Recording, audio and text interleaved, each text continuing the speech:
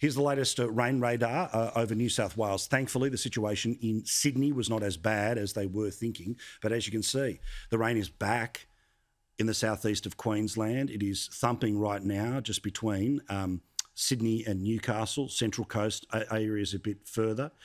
Through to the Blue Mountains, there's problems right now. The preparations all day were relentless, the hard slog. And geez, it's been going, hasn't it, for so many days now, and you can understand the exhaustion that's there.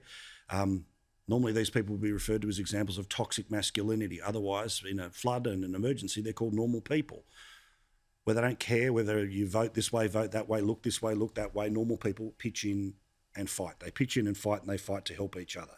That's exactly what's been happening again in the southwest and west of Sydney right now. And somebody who represents that area is the Deputy Labor Leader in New South Wales, Prue. I wanted to get her on this evening because, yes, while they may have dodged the bullet about the absolute highs, it ain't over and the fight's been going on the whole way through. Prue, nice to talk to you. Sorry it's under these circumstances. Your community's absolutely nailing it at the moment, but it's being nailed as well.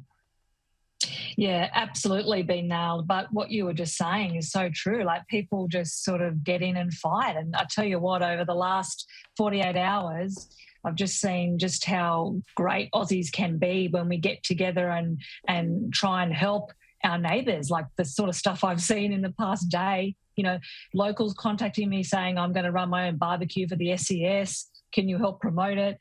People helping their neighbours, escape, helping their livestock in our part of the world as well, and pets evacuate. It's been pretty difficult, but also a time where you see just how brilliant people can be.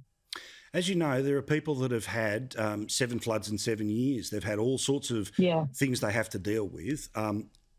Is part of living in that part of Sydney an expectation that there's a level of flooding, or is there an exhaustion that's coming with how much you're getting now?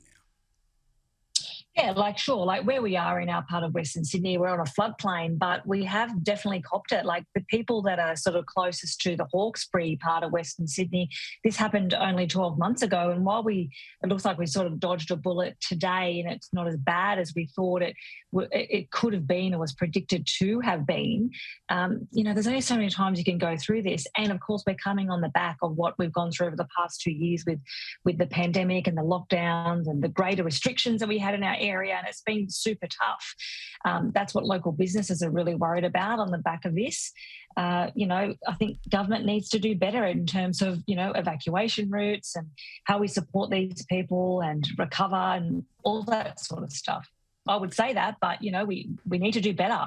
Yeah, it's not about Team Red, Team Blue. It's about people like yourself who are good local representatives. This is the perfect example of what you want in a local MP and somebody you've got to be pleased is towards the front of the bus when it comes to a potential government in New South Wales. Prue, nice to talk to you. All the best to your community. She plays a very good social media game. She's an excellent example of a local community MP. And I know there's lots of them that are doing it right now, but I wanted to shout out to Prue specifically on the behalf of her community in Western Sydney.